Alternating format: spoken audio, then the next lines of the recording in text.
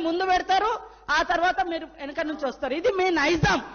గతంలో కూడా అగ్గిపుల్లలు దొరకక మీరు అగ్గిపుల్లలు దొరకక డ్రామాలు చేస్తే పాపం వేరే పిల్లలు ఆత్మహత్య చేసుకున్నారు.